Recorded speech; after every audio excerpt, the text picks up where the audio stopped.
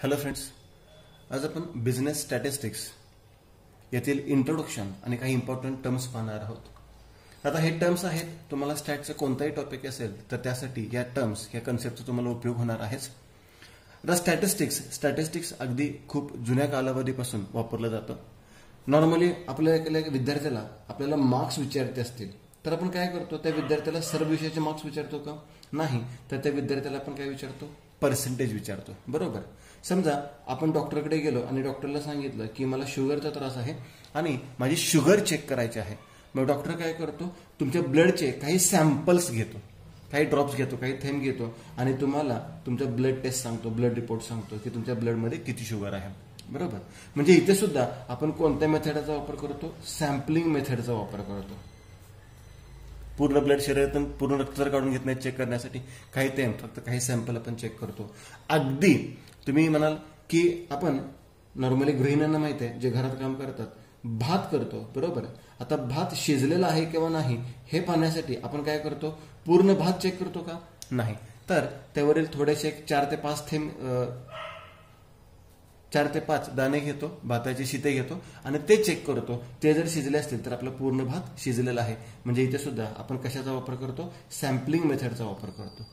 किंवा प्रत्येकाकडे जवळपास बाईक आहे, गाडी आहे आणि गाडीचा ॲव्हरेज चेक करतो। बरोबर, ॲव्हरेजचा वापर करतो आपण। ॲव्हरेज म्हणजे मीन कॅल्क्युलेट करतो। सर्वसाधारण की मी 2 लिटर पेट्रोल टाकलं होतं आणि 2 लिटरमध्ये माझी गाडी 120 किलोमीटर पळालेली आहे, म्हणजे 1 किलोमीटरला माझी गाडी किती पळालेली आहे, 60 किलोमीटर पळालेले आहे। म्हणजे माझ्या गाडीचा ॲव्हरेज किती पडते, 60 किलोमीटर प्रति लिटर असं ॲव्हरेज माझं पडतं।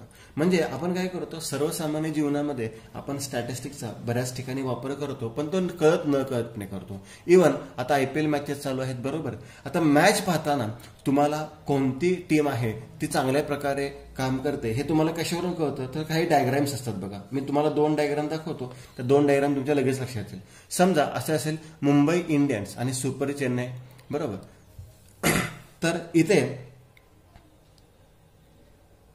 पहिल्या मॅचचा स्कोअर साधारण या पद्धतीने होता आणि दुसरी मॅच त्याच्यात फक्त 8च ओव्हर झालेले आहेत। हे 20 ओव्हर दाखवले मी आणि हा स्कोअर, इकडे ओव्हर्स असतात आणि इकडे स्कोअर असतोय। आता हे झाले मुंबई इंडियन्सचा स्कोअर। आता चेन्नई तुम्हाला या पद्धतीने समजा दाखवलं असेल तर तुमच्या लक्षात येईल थोडक्यामध्ये की सुरुवातीला काही ओव्हर चेन्नईचा स्कोअर चांगला होता आणि त्याच्यानंतर स्टेबल राहिलेला आहे। बरोबर, म्हणजे इथे आपल्याला मॅच जिंकेल की नाही हे आपल्याला या चार्टवरून पटकन लक्षात येतं की किती रन्स आपल्याला आवश्यक आहेत, अजून किती प्रोग्रेस केली पाहिजे। हा एक चार्ट असतो। दुसरा एक चार्ट असतो, तोही तुम्हाला दाखवतो। हा चार्ट तुमच्या लगेच लक्षात येईल बघा।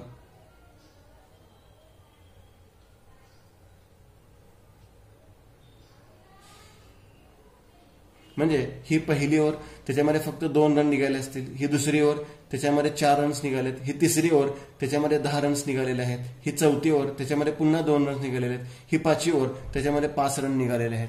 किंवा ही 6वी ओव्हर, त्याच्यामध्ये काहीच रन निघालेले नाहीयेत आणि इथे 0 दाखवलेलं आहे। म्हणजे इथे काय झालेले आहे, विकेट, फॉल ऑफ विकेट असं। म्हणजे इथे आपल्याला स्टॅटचा वापर करतात, चार्टचा, डायग्रामचा, पायचार्टचा किंवा बऱ्याच वेळा ओगिवकरचा याचाही वापर करतात आणि या स्टॅटचा वापर करून आपल्याला बरेचसे एक्झाम्पल्स पटकन सॉल्व्ह करता येतात किंवा लक्षात येतात। म्हणजे स्टॅटचा वापर दैनंदिन जीवनामध्ये आपण सातत्याने करतो, तो फक्त आपण कळत न कळतपणे करतो। आता statistics is as old as language. जेवढी भाषा पुराण आहे तेवढे स्टॅट सुद्धा पुराण आहे। When a school boy says that he got 60% marks और when doctor examines few drops of blood and determines sugar percentage of total blood, he is using statistical methods. म्हणजे स्टॅटचा वापर आपण किती ठिकाणी, बऱ्याच ठिकाणी करतो। आता डेफिनेशन काय दिलेलं आहे, statistics may be define as the collection, presentation, analysis and interpretation of numerical data. म्हणजे न्यूमेरिकल डेटा असेल, म्हणजे नंबर्स असतील, ते काय करतो आपण पहिल्यांदा कलेक्ट करतो, ते प्रेझेंट करतो, त्याचं डिस्ट्रीब्युशन करतो, अनालिसिस करतो। बरोबर, आणि ते आपण दाखवतो। म्हणजे इथे साधारण किती ओव्हर्स आहेत, किती स्कोअर झालेला आहे ह्याची आधी माहिती गोळा केली जाते आणि त्याचं प्रेझेंटेशन ग्राफमध्ये, डायग्राममध्ये तुम्हाला काय केलं जातं, दाखवलं जातं। आता याच्यामध्ये इम्पॉर्टंट टर्म्स कोणकोणते आहेत, तर सर्व महत्वाचे टर्म्स आहेत। नंबर 1 आहे डेटा। डेटा म्हणजे माहिती संग्रहित करणे। डेटाचा अर्थ काय होतो, माहिती। सर्वात पहिल्यांदा स्टॅटिस्टिक्सचा कोर किंवा बेस मानला जातो. तर स्टॅटिस्टिक्स आपल्याला करायचं असेल तर पहिल्यांदा आपल्याला त्याची संदर्भातील माहिती, समजा तुम्हाला ही डायग्राम दाखवायची आहे. डायग्राम दाखवायची असेल तुम्हाला काय पाहिजे की किती ओव्हरची मॅच आहे, किती ओव्हरमध्ये तुमचा किती स्कोर झालेला आहे, किती रन झालेले आहेत, किती विकेट्स पडलेले आहेत, फॉल ऑफ विकेट. मग हे तुम्हाला सगळ्यात पहिल्यांदा माहिती असणे आवश्यक आहे. तरच तुम्ही त्याचं स्टॅटिस्टिकमध्ये किंवा ते स्टॅटिस्टिकल रिप्रेझेंटेशन तुम्ही करू शकता. ग्राफ अँड डायग्रामच्या मध्ये तुम्ही प्रेझेंटेशन करू शकता. म्हणजेच तुम्हाला सर्वात पहिल्यांदा ती माहिती असणं आवश्यक आहे, ती माहिती संग्रहित करणे आवश्यक आहे. डेटा म्हणजे काय? द इन्फॉर्मेशन, माहिती collected from statistical investigation is called data. Simple आहे. म्हणजे जी माहिती आपण संग्रहित करतो, गोळा करतो, त्याला आपण काय म्हणतो? डेटा म्हणतो. It may be in the form of numbers, म्हणजे नंबरच्या स्वरूपात असते, words, figures, symbols, questions and answers. म्हणजे कोणत्याही प्रकारची माहिती आपण जी संग्रहित करतो त्याला आपण काय म्हणतो? डेटा असं म्हणतो. There are 2 types of statistical data. आता स्टॅटिस्टिकल डेटा 2 प्रकारचा असतो. एक प्रायमरी डेटा, एक सेकंडरी डेटा. प्रायमरी म्हणजे जो आपण स्वतः कलेक्ट केलेला असतो, जो आपण माहिती स्वतः गोळा केलेली असते त्याला आपण काय म्हणतो? प्रायमरी डेटा म्हणतो. आणि सेकंडरी डेटा म्हणजे काय? इतरांनी जो माहिती डेटा कलेक्ट केलेला आहे त्यांच्याकडून तो आपण मागवतो त्याला आपण काय म्हणतो? Secondary data. म्हणजे जो आपण स्वतः कलेक्ट करतो, जी माहिती आपण स्वतःच गोळा करतो, स्वतःही संग्रहित करतो त्याला आपण काय म्हणतो? Primary data. आणि जी माहिती आपण इतरांच्याकडून मिळवतो, म्हणजे त्यांनी संग्रहित केलेली असते आणि त्यांच्याकडून आपल्याला मिळते त्याला आपण काय म्हणतो? Secondary data. म्हणजेच समजा आपण माहिती स्वतः कलेक्ट केली असेल तर त्याला प्रायमरी डेटा म्हणायचा, आणि ही माहिती आपण दुसऱ्यांना पुरवली तर दुसऱ्यांसाठी ती काय झाली? Secondary data. बरोबर. म्हणजे इतरांकडून मिळालेली माहिती त्याला आपण सेकंडरी डेटा म्हणतो. दुसरा पॉईंट आहे कॉन्स्टंट. कॉन्स्टंट म्हणजे स्थिर संख्या. लक्षात ठेवा, कॉन्स्टंट म्हणजे स्थिर, म्हणजे काहीही झालं तरी त्याच्यामध्ये बदल होत नाही, त्याला आपण कॉन्स्टंट म्हणतो, स्थिर संख्या म्हणतो. A measurable characteristic which does not changes its value. हा शब्द लक्षात ठेवा, which does not changes its value is called a constant. म्हणजे ज्याची संख्या, ज्याची व्हॅल्यू नेहमी स्थिर असते, कायम स्थिर असते, बदलत नाही, कायम असते किंवा बदलत नाही, त्याला आपण काय म्हणतो? कॉन्स्टंट असे म्हणतो, बदलत नाही. For example, total land in country, म्हणजे आपल्या कंट्रीमध्ये किती लँड आहे, किती जमीन आहे, ती संख्या बदलणार आहे का? नाही. साईज ऑफ ए रूम, समजा आपण घर बांधलं, आपल्या घरामध्ये 10 बाय 10ची रूम आहे, 1 वर्ष झालं की ही रूमची साईज वाढणार आहे का? 10 बाय 11 होणार आहे का? नाही. म्हणजे हे सुद्धा स्थिर राहणार, बदलणार नाही.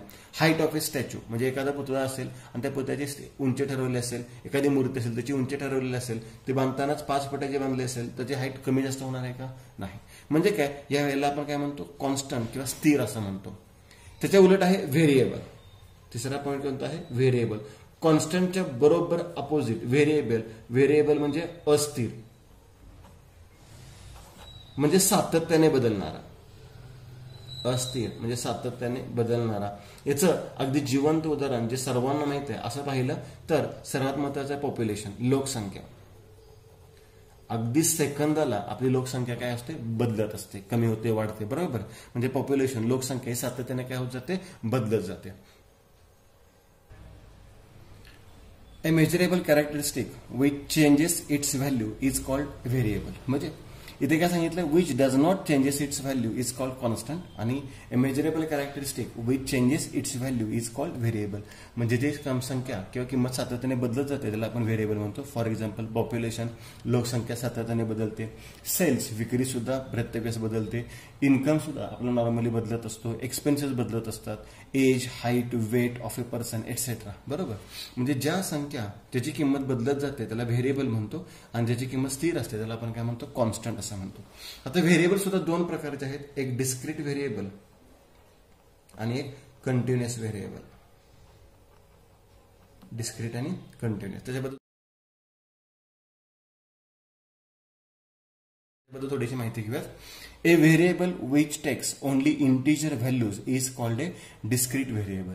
म्हणजे साधारण तुम्हाला जर एखाद्या विषयाचे मार्क्स विचारले, बरोबर, एखाद्या विषयाचे मार्क्स विचारले, मग तुम्हाला साधारण 6 किंवा 7 सब्जेक्ट असतात. मग त्याच्यात तुमचे मार्क्स कसे होतील? समजा 50 पैकी असतील तर 40 मार्क्स असतील, 42 मार्क्स असतील, 45 मार्क्स असतील, इव्हन 50 मार्क्स असतील, 37 मार्क्स असतील, 42 किंवा 48 मार्क्स असतील. बरोबर. याच्यामध्ये ग्रुप्स तयार होतात का? नाहीत होत. पण हे जर तुम्हाला मी पूर्ण वर्गातील सर्व विद्यार्थ्यांचे मार्क्स विचारले तर काही विद्यार्थ्यांची टक्केवारी अशी असेल 40%, बरोबर, काही जणांची असे असतील 50%, काही जणांचे असे असतील 90%, काही जणांचे असेल 92%, बरोबर. आणि असे समजा 100 विद्यार्थ्यांचे विचारले तर इथे लोएस्ट किती दिसतात आपल्याला 40, हायएस्ट किती दिसत आहेत 92. आणि 100 जणांचे असतील तर त्याचा आपण ग्रुप करू शकतो. 40 ते 50चा पहिला ग्रुप होऊ शकतो, 50 ते 60चा दुसरा ग्रुप होऊ शकतो, 60 ते 70चा तिसरा, 70 ते 80चा चौथा, 80 ते 90, 90 ते 100 असे ग्रुप्स होऊ शकतात. आणि त्याच्यामध्ये 40 ते 50% पडलेले विद्यार्थी किती, 50 ते 60 मधले विद्यार्थी किती, 60 ते 70 मधले विद्यार्थी कसे, असे आपण ग्रुप्स तयार करू शकतो. मग इथे काय सांगितलं, a variable which takes only integer values is called as discrete variable. त्याला आपण डिस्क्रीट व्हेरिएबल म्हणतो. आणि कंटिन्युअस काय म्हणतो, a variable which takes all possible values between 2 appropriate numbers is called a continuous variable. म्हणजे इथे आपण दोन काय करतोय, ग्रुप करतोय, बरोबर. इथे काय सांगितलेलं आहे, a variable which takes all possible values between 2 appropriate numbers. 2 appropriate numbers म्हणजे आपण काय करतोय, त्याचा क्लास तयार करतोय, ग्रुप तयार करतो. म्हणजे कमीत कमी 40 मार्क्स असावे, जास्तीत जास्त किती असावेत 50 असावे. असा ग्रुप केला तर त्याला आपण काय म्हणतो, क्लास असं म्हणतो. आता इथे बघा काय सांगितलेलं आहे, a variable which does not take all possible values between 2 numbers is called discrete variable. म्हणजे इथे आपण ग्रुप तयार केला नाही तर त्याला डिस्क्रीट म्हणायचं आहे. For example, number of students in a class, number of members in a family, बरोबर. आणि कंटिन्युअस व्हेरिएबल काय सांगितलेलं आहे, for example height, weight, age आणि इन्कम. म्हणजे इन्कमची कॅटेगरी आपण ठरवू शकतो, बरोबर. काही लोकांचं उत्पन्न 10,000 ते 20,000च्या दरम्यान असेल, काही लोकांचं उत्पन्न 20,000 ते 30,000 दरम्यान असेल, काही 30 ते 40 असेल. असे वेगवेगळे ग्रुप्स तयार करतो. मग शाळेमध्ये समजा 1ली ते 10वी असेल तर त्याच्यामध्ये वेट असं असू शकेल की काही विद्यार्थ्यांचं 10 ते 20 मध्ये असू शकेल, काही विद्यार्थ्यांचं 20 ते 30 मध्ये असेल, 30 ते 40 मध्ये वेट असू शकतं, बरोबर. मग एज असेल, कंपनीमध्ये एखाद्या कंपनीमध्ये काम करणाऱ्या लोकांचं एज विचारलं तर काही लोक असतील ते 20 ते 40 ग्रुप 30 ग्रुपमध्ये असतील, काही लोक असतील ते 30 ते 40 मधले असतील, काही 40 ते 50 मधले असतील, काही 50 ते 60 एज कॅटेगरी मधले असतील, बरोबर. म्हणजे याचं आपण डिस्ट्रीब्युशन कसं करू शकतो, ग्रुपने करू शकतो. आणि ग्रुपने जर डिस्ट्रीब्युशन केलं तर त्याला आपण काय म्हणतो, कंटिन्युअस व्हेरिएबल. आणि सिंगल डिस्ट्रीब्युशन केलं तर त्याला आपण काय म्हणतो, डिस्क्रीट व्हेरिएबल असं म्हणतो. यानंतर आहे क्लास इंटरवल. आता क्लास इंटरवल म्हणजे काय, मगाशी मी तुम्हाला ग्रुप्स सांगितलेले होते, बरोबर. मग 40 ते 50, 50 ते 60, 60 ते 70 किंवा 20 ते 30, 30 ते 40, 40 ते 50 ह्या ग्रुपलाच आपण काय म्हणतो, क्लास इंटरवल असं म्हणतो. The observations which have common resemblance, some similarities are put into a group known as a class interval or simply class. म्हणजे जो आपण ग्रुप क्रिएट करतो, बरोबर. समजा काही लोकांचा पगार हा 10 ते 20,000 या कॅटेगरीमध्ये येत असेल. म्हणजे काही लोकांचा पगार 12,000 असेल, काही लोकांचा 15,000 असेल, काही लोकांचा 18,000 असेल. असे समजा 7 लोक असतील तर यांची सिमिलरिटी काय आहे की यांचा पगार 10 ते 20 मध्ये येतोय. म्हणजे एका लिमिट एक ठराविक ग्रुपमध्ये येतोय. मग या ग्रुपला आपण काय म्हणतो, क्लास किंवा क्लास इंटरवल असं म्हणतो. आता क्लास लिमिट्स काय, the 2 numbers designating the class interval are called as class limits. म्हणजे जे 2 नंबर्स आहेत ते ग्रुपला रिप्रेझेंट करतात, बरोबर. डेझिग्नेट असतात. म्हणजे एक लोअर लिमिट असतं आणि एक अप्पर लिमिट असतं. म्हणजे साधारण 10 ते 20. मग 10 ते 20 हा ग्रुप तयार झाला. म्हणजे 2 लिमिट्स आहेत. हे कमी लिमिट म्हणजे लोअर लिमिट म्हणतो आणि हे जास्त लिमिट म्हणजे अप्पर लिमिट म्हणतो. म्हणजे याच्यामध्ये आपण फक्त 10 पेक्षा जास्त आणि 20 पेक्षा कमी अशा संख्या घेतो. म्हणजे याला आपण काय म्हणतो, class limits. The lowest value is called lower limit. म्हणजे जी कमी संख्या असते त्याला लोअर लिमिट म्हणतात. And the highest value is called upper limit. आणि जी मोठी संख्या आहे त्याला काय म्हणतो आपण, अप्पर लिमिट म्हणतो. Sometimes called as class boundaries. आता क्लास बाउंड्री म्हणजे काय, तो पॉईंट मी तुम्हाला एक्सप्लेन करून सांगेन.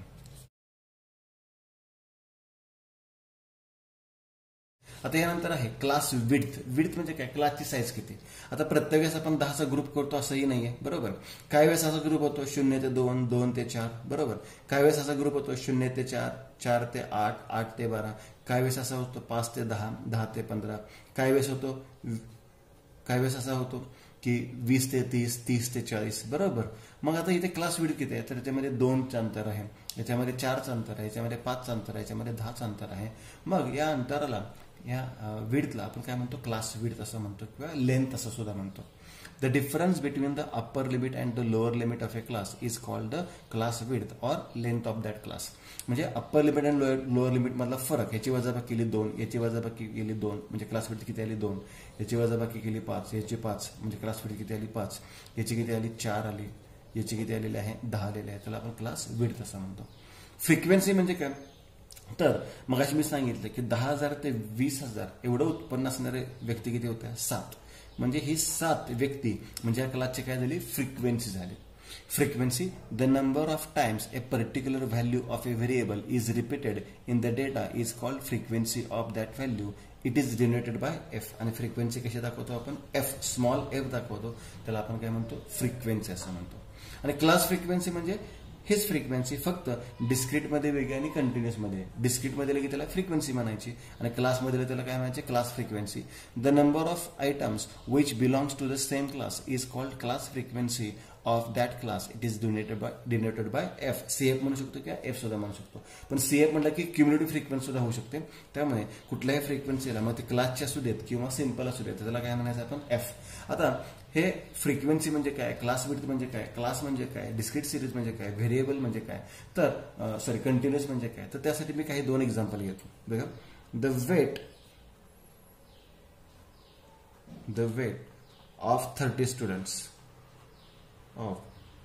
स्टुडंट्स म्हणजे एका वर्गातील आपण 30 विद्यार्थ्यांचं वेट घेतलेलं आहे. बरोबर. आता हे वेट साधारण कसं असेल बघा, 60, 62, 65, 62, 64, 63, 63, 62, 61, 65. रिपीट करतो, 60, 62, 65, 62, 64, 63, 63, 62, 61, 65. अगेन 61, 62, 65, 60, 65, 62, 64, 63, 64, 63. 10, 20 झाले. अजून 10 घेऊयात आपण. 60, 61, 62, 63, 64, 65, 65, 62, 63 आणि 64 झाले 30 स्टुडंटचे. आता इथे डिस्क्रीट सिरीज आहे का कंटिन्युअस सिरीज आहे हे आपल्याला पहिला शोधून काढायचे. तर याच्यामध्ये मी लोएस्ट व्हॅल्यू शोधून काढली. लोएस्ट व्हॅल्यू किती आहे, 60 आहे. याच्यामध्ये हायएस्ट व्हॅल्यू शोधून काढली मी. हायएस्ट व्हॅल्यू किती आहे, 65 आहे. मग 60 to 65 एकच जर ग्रुप केला असा तर तुमची फ्रिक्वेन्सी 30 येते. असा एक्झाम्पल सॉल्व्ह करता येईल का, तर नाही. मग इथे आपल्याला डिस्क्रीट फ्रिक्वेन्सी डिस्ट्रीब्युशन टेबल तयार करायला लागेल. आता तो कसा तयार करतो तो लक्षात घ्या. ए डिस्क्रीट फ्रिक्वेन्सी डिस्ट्रीब्युशन टेबल. तुम्ही 10th वगैरे हा पार्ट पाहिला असेल. बघा, पहिला मी घेतो वेट. हे वेट आहे, बरोबर. आता दुसरा घेतो मी टॅली बार्स, की त्याला टॅली मार्क्स सुद्धा म्हणतात. टॅली मार्क्स म्हणूयात आपण किंवा टॅली बार्स म्हणूयात. टॅली बार्स आठवत तुम्हाला, बघा 1, 2, 3, 4, 5, 6, 7, 8, 9, 10, 11, 12 असे टॅली बार्स असतात. आणि त्याच्यानंतर घेत आपण फ्रिक्वेन्सी, बरोबर. आता त्याच्यामध्ये लोएस्ट व्हॅल्यू किती आहे, 60, नंतर 61, 62, 63, 64 आणि 65. ओके. मग 60 किती वाले चेक करा. एकदा आल्या, 1, 2, 3 टाइम्स आले, बरोबर. मग टॅली बार्स 3 येणार येते आणि फ्रिक्वेन्सी किती आली, 3. म्हणजे 60 वजन असलेले विद्यार्थी, त्याची फ्रिक्वेन्सी म्हणजे विद्यार्थी किती आहेत, 3 आहेत. आता 61 असलेले शोधूयात आपण. 1, 2, 3, 3च आहेत. 1, 2, 3. 62 असलेले शोधूयात. 1, 2, 3, 4, 5, 6, 7. 7 आहेत. बघा आता 1, 2, 3, 4, 5, 6 आणि 7 म्हणजे 7 विद्यार्थी आहेत. ते 63 असलेले चेक करूयात. 1, 2, 3, 4, 5, 6 आहेत, बरोबर. 1, 2, 3, 4, 5 आणि 1, 6 म्हणजे 6 झाले. 64 असलेले 1, 2, 3, 4 आणि 5. 1, 2, 3, 4 आणि 5च आहेत.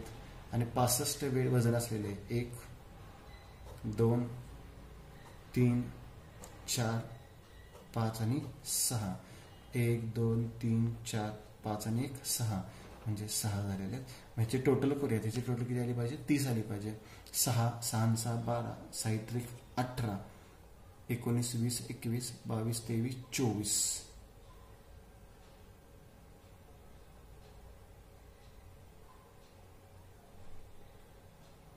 6, 6 दुनी 12, 7 1 18, 6 चूक 24, 24 आणि 6 30.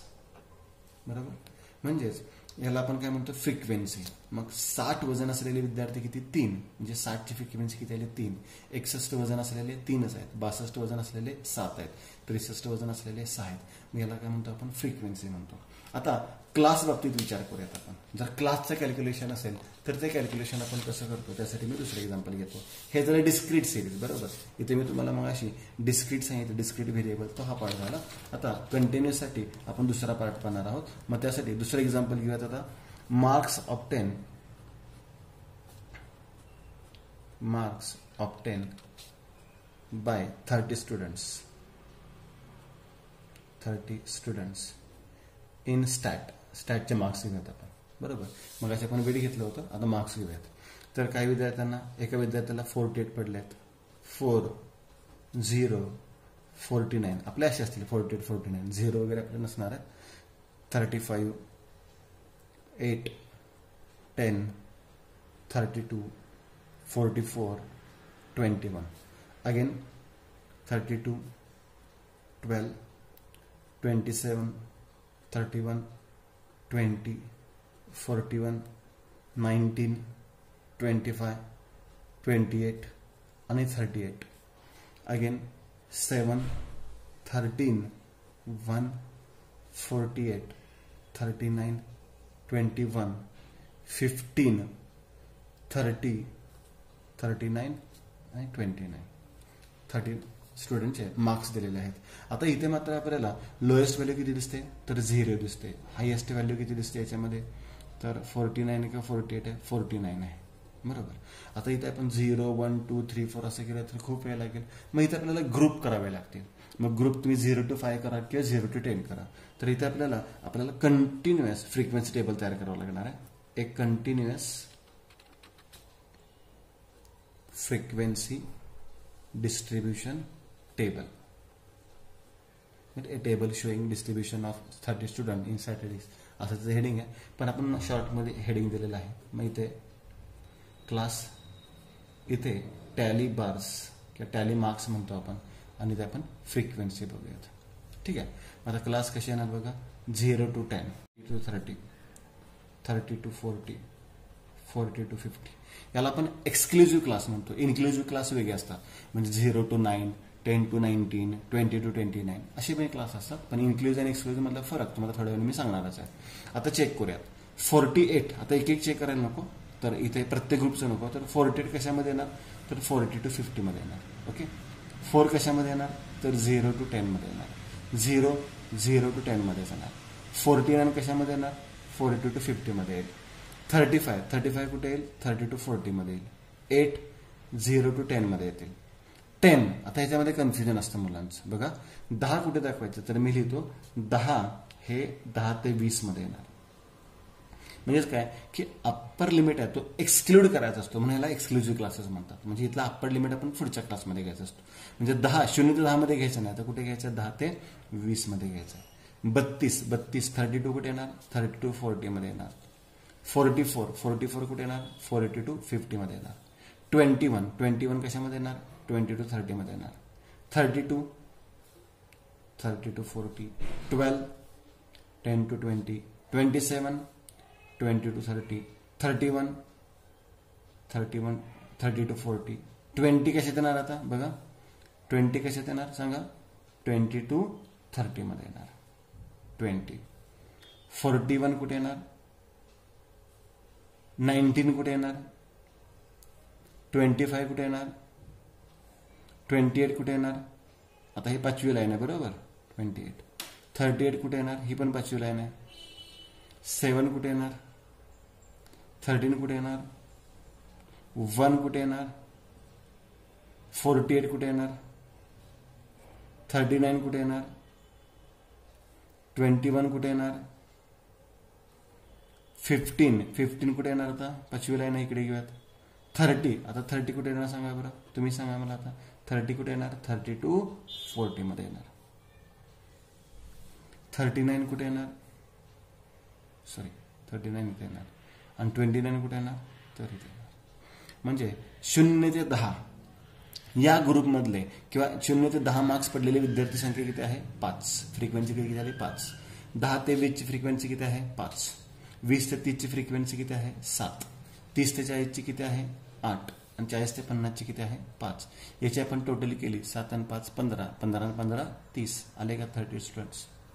म्हणजे याला सुद्धा आपण फ्रिक्वेन्सी म्हणतो, फक्त ही क्लासची फ्रिक्वेन्सी आली आणि याला सुद्धा आपण काय म्हणतो, फ्रिक्वेन्सी असंच म्हणतो. मग क्लास फ्रिक्वेन्सी आणि फ्रिक्वेन्सीचे डेफिनेशन आपल्याला पाहिलेलं आहे, त्याला आपण एफ म्हणतो. आता मिड पॉईंट म्हणजे काय, त्याच्यानंतर क्लासिफिकेशन कसं आहे, इन्क्लुझिव्ह एक्सक्लुझिव्हचं, क्युम्युलेटिव्ह फ्रिक्वेन्सी म्हणजे काय, हे पॉईंट आपल्याला एक्सप्लेन करायचे आहेत आणि हे पॉईंट व्यवस्थित समजून घ्या. मिड पॉईंट किंवा त्याला क्लास मार्क सुद्धा म्हणतात. टॅली मार्क आणि टॅली बार वेगळे. मिड पॉईंट त्याला आपण काय म्हणतो, class mark. The mid value of the class interval is called as mid point किंवा क्लास मार्क. मिड व्हॅल्यू म्हणजे आपले क्लास साधारण असे असतील बघा, 0 ते 10. मी काही उदाहरण देतोय, समजा 40 ते 60 किंवा 0 ते 50 किंवा 0 ते 100. ओके, हे मी तुम्हाला क्लास दिले. आता याची मिड व्हॅल्यू किती आहे, सेंटरला व्हॅल्यू कुठली येणार, 5. किंवा कॅल्क्युलेशन पण तोंडी काढू शकतो आपण, कॅल्क्युलेशन सुद्धा करू शकतो. कसे करायचं की 0 अधिक 10 भागिले किती करायचं, 2. म्हणजे याची अप्पर आणि लोअर लिमिटची बेरीज करायची आणि भागिले 2 करायचं, तुम्हाला मिड पॉईंट मिळेल. किती मिळणार, 5. याची बेरीज करा, 100. 100 भागिले 2 किती, 50. म्हणजे 40 आणि 60च्या मध्ये संख्या कुठली असते, 50. 5 आणि 0 आणि 50 मधली संख्या सेंटरला कुठली येते, 25. याची बेरीज करा, भागिले 2 करा. याची बेरीज करा, भागिले 2 करा, किती येणार, 50. म्हणजे याला आपण काय म्हणतो, मिड पॉईंट म्हणतो. की त्याला सूत्र काय आहे की अप्पर लिमिट आणि लोअर लिमिटची बेरीज करा, भागिले किती करायचं, 2 करायचं. म्हणजे अप्पर लिमिट आणि लोअर लिमिटची बेरीज करून भागिले 2 केले की तुम्हाला काय मिळणार, मिड पॉईंट. समजा 0 ते 5चा मिड पॉईंट विचारला तर किती येणार आहे तो, 2.5. बरोबर. म्हणजे 0 आणि 5ची बेरीज 5 झाली, भागिले 2 केले म्हणजे 2.5. म्हणजे पॉईंटमध्ये सुद्धा येईल आणि राऊंडेडमध्ये सुद्धा येईल, त्याला आपण मिड पॉईंट म्हणतो. आता क्लासिफिकेशन कसं आहे, म्हणजेच काय की आपले जे क्लास करतो, मी मगाशी तुम्हाला सांगितलं काही क्लास इन्क्लुझिव्ह असतात, इन्क्लुझिव्ह, आणि काही क्लास कसे असतात, एक्सक्लुझिव्ह असतात. आता नॉर्मली आपण एक्सक्लुझिव्हचा वापर करतो, नॉर्मली आपण कशाचा वापर करतो, एक्सक्लुझिव्हचा. कन्फ्युजन फक्त करू नका याच्यामध्ये. बघा आता, the process of arranging data, म्हणजे दिलेली माहिती, जी कलेक्ट केलेली माहिती आहे ती मांडणी कशी करायची असते, data into different classes or groups according to similarities is called classification. म्हणजे आपल्याला इथे विद्यार्थ्यांचे मार्क्स दिले होते आणि त्यांची मांडणी आपण जी केलेली आहे त्याला आपण काय म्हणतो, क्लासिफिकेशन असं म्हणतो. There are 2 methods of classifying data according to class interval. मगाशी मी तुम्हाला सांगितलं की इथे इन्क्लुझिव्ह क्लास आणि एक्सक्लुझिव्ह क्लास सुद्धा तयार होतात. म्हणजेच काय, ही मांडणी केली ती 0 ते 10 ते 20 केली, त्याला आपण एक्सक्लुझिव्ह क्लास म्हणतो. 0 ते 10, 10 ते 20, 20 ते 30. का तर इथे आपण याचा अप्पर लिमिट आहे ना तो विचारात घेत नाही. एक्सक्लुझिव्ह क्लास कशाला म्हणतात, ज्याचा अप्पर लिमिट विचारात घेत नाहीत, ज्याचा अप्पर लिमिट विचारात घेत नाहीत त्याला आपण एक्सक्लुझिव्ह क्लास म्हणतो. लक्षात घ्या, त्याला आपण कसला क्लास म्हणतो, एक्सक्लुझिव्ह. उदाहरणार्थ इथे 10 ही व्हॅल्यू आपण 0 ते 10 मध्ये दाखवली नाही, कुठे दाखवली, 10 ते 20 मध्ये. 20 राहता कुठे दाखवायचं असतं, 20 ते 30 मध्ये. 30 राहता कुठे दाखवायचं, 30 ते 40. म्हणजे इथे आपण व्हॅल्यू दाखवताना लिहितो आपण 0 ते 10, पण व्हॅल्यू कुठल्या कुठल्या दाखवतो, 0 ते 9चेच व्हॅल्यू दाखवतो. म्हणजे आपण अप्पर लिमिट आहे विचारात घेत नाही, त्याला काय म्हणायचं, एक्सक्लुझिव्ह क्लास. आता इन्क्लुझिव्ह कशा असतात बघा, 0 ते 9, 10 ते 19, 20 ते 29. याच्यामध्ये आपण दोन्ही लिमिट दाखवतो, 0 पण दाखवतो, 9 पण दाखवतो. बघा 0 इथेच येणार, 9 पण इथेच येणार, 10 आलं की पुढच्या ग्रुपला येणार, 19 पण तिथेच येणार, 20 येतं. म्हणजे इथे कुठलीही व्हॅल्यू आपल्याला एक्सक्लूड करायची गरज नाही. जिथे आपण दोन्ही लिमिट विचारात घेतो किंवा अप्पर लिमिट विचारात घेतो त्याला आपण कसला क्लास म्हणायचा, इन्क्लुझिव्ह क्लास म्हणतात. दोन्ही लिमिट विचारात घेतात किंवा अप्पर लिमिट विचारात घेतात त्याला आपण काय म्हणायचं, इन्क्लुझिव्ह क्लास म्हणायचं. आणि अप्पर लिमिट विचारात घेत नाही त्याला आपण काय म्हणायचं, एक्सक्लुझिव्ह क्लास. बघा inclusive method, in this method classes are so form that both the limits that is upper limit and lower limit of class are included in the same class. मग त्याचं उदाहरण दिले मी, 0 ते 4, 5 ते 9, 10 ते 14, 15 ते 19 किंवा 0 ते 9, 10 ते 19, 20 ते 29, 30 ते 39. बरोबर, याला आपण काय म्हणतो, इन्क्लुझिव्ह क्लास म्हणतो या पद्धतीने. पण हे शक्यतो आपण वापरत नाही. आपण प्रॅक्टिकल विचारात घेताना कुठले क्लास विचारात घेतो? एक्सक्लुझिव्ह क्लास, ज्याच्यामध्ये आपण म्हणजे याचा लोअर लिमिट, याचा पुढचा याचा अप्पर लिमिट पुढच्याचा काय असला पाहिजे? लोअर. याचा अप्पर पुढच्याचा काय असला पाहिजे? लोअर. इथं कुठलीही व्हॅल्यू कॉमन नाही आहे, ह्याच्यामध्ये कॉमन व्हॅल्यूज येतात. म्हणजे एका क्लासचा अप्पर, दुसऱ्या क्लासचा काय असतो? लोअर लिमिट असतो. त्याला आपण एक्सक्लुझिव्ह क्लास म्हणतो. हे लक्षात घ्या. Exclusive method. In this method, the upper limit of a class is not included in that class. That is, classes are so formed that the upper limit of a class is the lower limit of next class. म्हणजे एकाचा upper दुसऱ्याचा काय असतो? Lower limit असतो. That means the upper limit of a class is excluded from that class.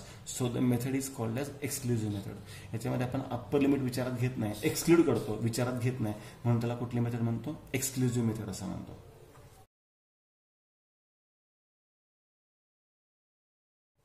आता यानंतरचा part येतो cumulative frequency distribution. Cumulative म्हणजे काय? त्याचं स्पेलिंग व्यवस्थित घ्या. क्युम्युलेटिव्ह, त्याला आपण म्हणतो संचयित, साठवलेले, ऍड करत गेलेले.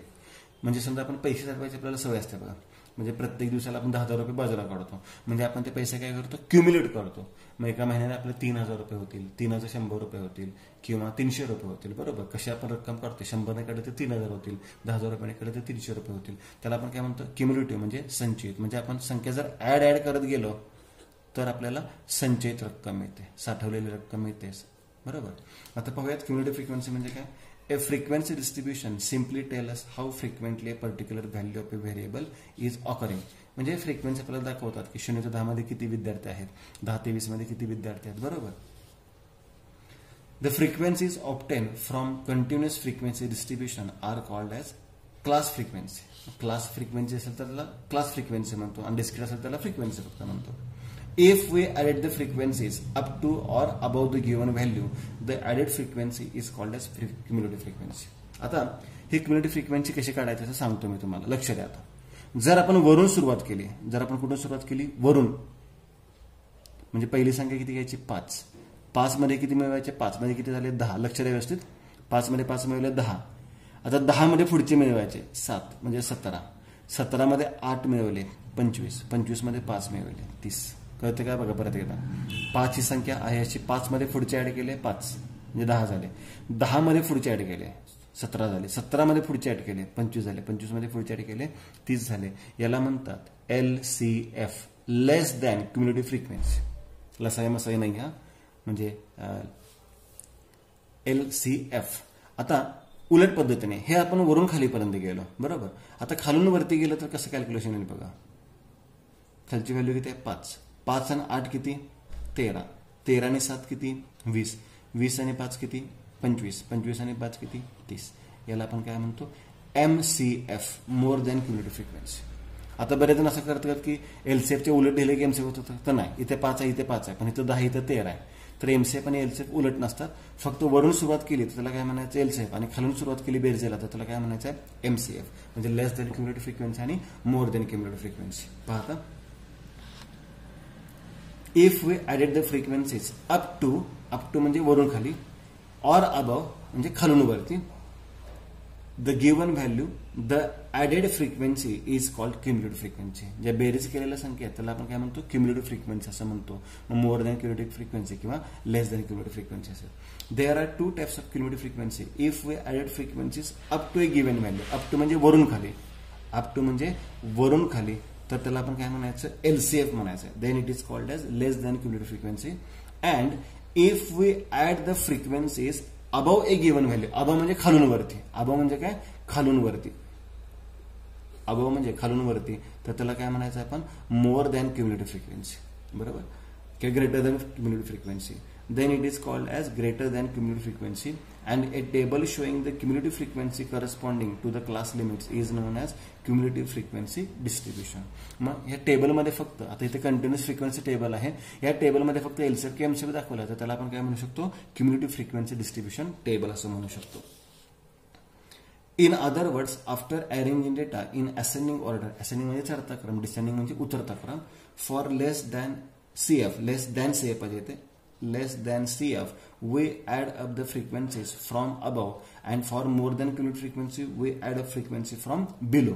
म्हणजे वरून सुरुवात केली बघा, फ्रॉम अबव वरून सुरुवात केली तर त्याला काय म्हणायचं? LCF. आणि खालून सुरुवात केली, बिलो म्हणजे खालून सुरुवात केली, त्याला काय म्हणायचं, एमसीएफ. लक्षात घ्या, वरून बेरजेला सुरुवात केली तर त्याला म्हणायचं एलसीएफ, आणि खालून बेरजेला सुरुवात केली तर त्याला काय म्हणायचं, एमसीएफ. या पद्धतीने आपल्याला इथे जे बेसिक टर्म्स होत्या, या बेसिक टर्म्स मी तुम्हाला सगळ्या घेतलेल्या आहेत. आता याचा आणखी एक एक्झाम्पल तुम्हाला देतो, म्हणजे तुमच्या या ज्या टर्म्स आहेत, या टर्म्स अगदी परफेक्ट होऊन जातात. बघा, लक्षात द्या त्या गोष्टीत. याच्यामध्ये एक तुम्हाला अजून एक्झाम्पल घेतो, म्हणजे त्याच्यामध्ये तुमच्या ज्या बेसिक टर्म्स आहेत, त्या बेसिक टर्म्स अगदी परफेक्ट होऊन जाणार आहेत. तर बघायचं होता एक एक्झाम्पल, त्याच्यामध्ये तुम्हाला एलसीएफ, एमसीएफ सर्वच कॅल्क्युलेट करून देतो. समजा हा क्लास असेल. आता मी तुम्हाला असं म्हणलं की मी तुम्हाला एक 100 व्हॅल्यूज दिलेल्या आहेत, बरोबर. किती व्हॅल्यूज दिलेत, 100. त्यातली लोएस्ट व्हॅल्यू समजा 5 आहे आणि हायएस्ट व्हॅल्यू 47 आहे. मग तुम्ही 5, 6, 7 असं नाही करू शकत. तर क्लास तयार करूयात आपण. कसं करणार, 0 ते 5 ऐवजी 0 ते 10 करूयात, 10 ते 20 करूयात, 20 ते 30 करूयात, 30 ते 40 करूयात, 40 ते 50 करूयात, बरोबर. मग त्याची फ्रिक्वेन्सी आपल्याला मिळेल. मग समजा याच्यामध्ये 100 विद्यार्थी आहेत ना, 100 पैकी 10 याच्यात आहेत, बरोबर, 20 याच्यात आहेत, याच्यामध्ये 50 आहेत, आणि याच्यामध्ये 12च आहेत, आणि याच्यामध्ये 8 आहेत. झाले काय, 100 झाले. आता मी तुम्हाला विचारलं की ते एलसीएफ काढा. एलसीएफ म्हणजे काय करायचं तुम्ही, एलसीएफ, बरोबर, लेस दॅन इक्वल टू फ्रिक्वेन्सी. त्याला सीएफ सुद्धा नुसतं म्हणू शकतो आपण. तर पहिली व्हॅल्यू ॲज इट इज 10, 10 आणि 20 किती येणार, 30, 30 आणि 50 किती येणार, 80, 80 आणि 12 किती येणार, 92, 92 आणि 8 किती येणार, 100. याला एलसीएफ म्हणायचं. आता हे जरा एलसीएफ बाजूला ठेवूयात. आता मी तुम्हाला सांगितलं की एमसीएफ काढा. तर एमसीएफ खालून सुरुवात करायची. तर हे एलसीएफ नाही पाहिजे, इथून खालून सुरुवात करायची. पहिली संख्या किती आहे, 8, 8 आणि 12 किती आले, 20, 20 आणि 50 किती आले, 70, 70 आणि 20 किती आले, 90, 90 आणि 10 किती आले, 100. मग याला काय म्हणायचं असतं, एमसीएफ म्हणायचं असतं. आता जेव्हा आपल्याला एलसीएफ आणि एमसीएफ दिलेले असतात, तेव्हा क्लास सुद्धा आपल्याला तसेच दिलेले असतात. उदाहरणार्थ ह्याच एक्झाम्पलमध्ये मी तुम्हाला म्हटलं की असे क्लास दिले बघा, लेस दॅन 10, लेस दॅन 20, लेस दॅन 30, लेस दॅन 40 आणि लेस दॅन 50. 10 पेक्षा कमी, 20 पेक्षा कमी, 30 पेक्षा कमी, 40 पेक्षा कमी, 50 पेक्षा कमी, म्हणजे 10चं अंतर आहे. मग 50 पेक्षा कमी म्हणजे किती असणार, 40, 30, 40 पेक्षा कमी म्हणजे किती, 30, 20, इथं 10, इथं 0 असणार, बरोबर. आणि हे एलसीएफ दिलेत तुम्हाला, डायरेक्ट काय दिलेत, एलसीएफ दिलेत. एलसीएफ किती आहेत, 10, 30, 80, 92 आणि 100. लक्षात घ्या, नॉर्मली फ्रिक्वेन्सी अशा कधी चढत्या क्रमाने नसतात, फ्रिक्वेन्सी अशा कधी चढत्या क्रमाने नसतात.